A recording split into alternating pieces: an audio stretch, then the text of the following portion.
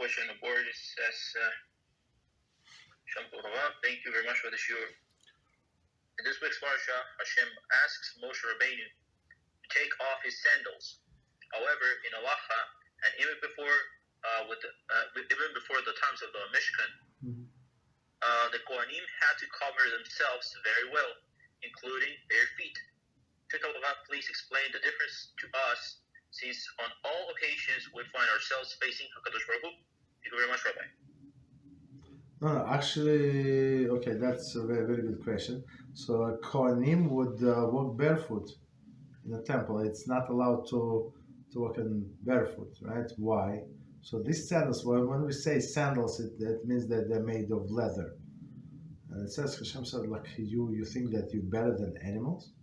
You step on animals, like in maybe somewhere else, but not in my temple.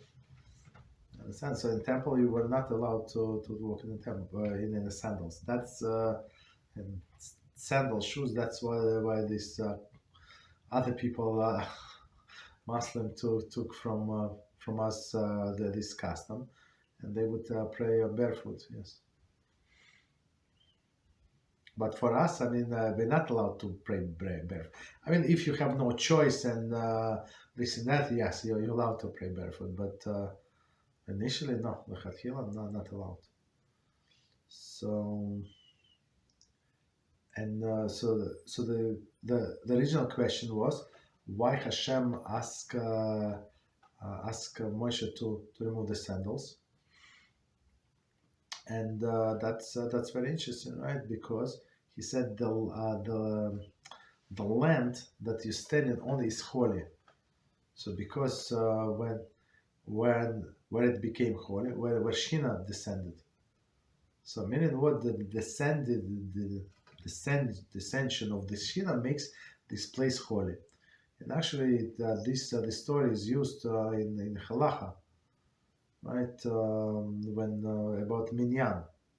I mean, I think they use it in several places, but at least one place in minyan. So when minyan conveys from time to time, I would say on a regular basis. A regular basis could be like 3 times a week, or every day, or on a weekday, or on a Shabbos, or whatever regular with periodic basis. I would say not regular, maybe periodic basis. So this place gets some kind of holiness. You understand that you're going to pray there with the minyan. If we are praying in our home, like it's proper, as we said before, it's proper absolutely to choose yourself a place. I'm going to pray in this corner, or I'm going to sit on this chair, on this couch, or whatever is it, in the kitchen, in the bedroom, whatever is good for you. It's that's a different story, right? So even though you pray from there, this place did not become holy. But where minyan conveys, yeah, it's this place gets some holiness. So that's what Hashem said. Take out your shoes, right? Because the place becomes holy, and we learn many halachas from that. And I'm going to tell you the short that I did some time ago. So sometimes, like I have to squeeze into 1 minute the story that you can tell in 5 or 7 minutes. So the story is, I'm going to say it slowly. Right? Slowly is that Tzedakah and Betusim. Tzedakah and Betusim were sects or breakaway sects from Judaism. That they actually these two top guys from the sects, they were actually Talmidei Chachamim. And they heard from their rabbi. I think what was his name? Of Soho, I think. Somebody from Soho, right? That don't be like a slave who works only for a reward, right? In this world, and these people, even though they were learning a long time from this rabbi. Right? They say, oh, look, did you hear what Rabbi said?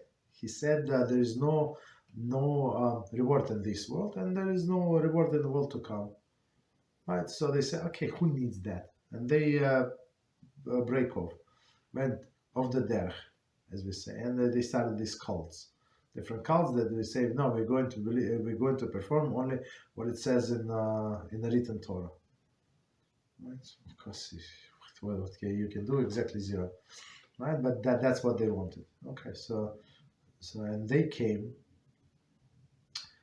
Maybe it was Alexander Macedon, Alexander the Great, right? And they came to him, and they say, look at this religious Jews, like this Orthodox. I call them Orthodox. Somebody commented, one of the clowns. Right? They say there was no Orthodox at that time. So how can I describe to these people? I don't know, people of today. I don't know. So these people, this Bitusim, Tzedukim and Bitusim, they came to Alexander the Great, and they say, look, we are original Jews. We have to take to be in charge of Judaism in Eretz Israel, right? So please install us. And these other Jews, they came later. They added what is it? They added this oral Torah. So they like we were original. We have to be in charge.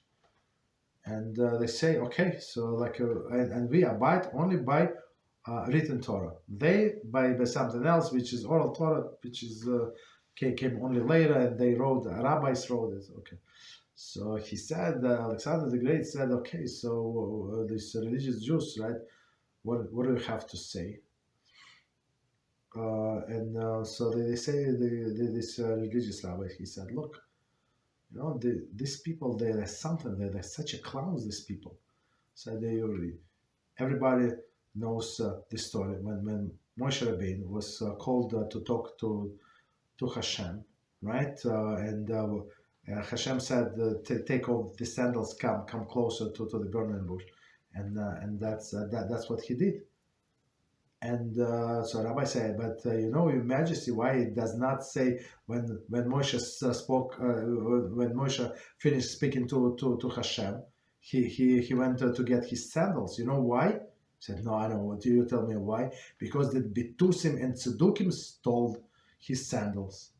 And these guys, Tzedukim and Bitusim, they jump up. No, he's lying. There were no Tzedukim and Bitusim. At that time, it's not true that he's lying. He said, exactly. It's not true. So we follow the Torah of Moshe Rabbeinu. They're just clowns. That's a story about the sandals. Okay. What else? Any other questions? Thank you, Rabbi. You're welcome.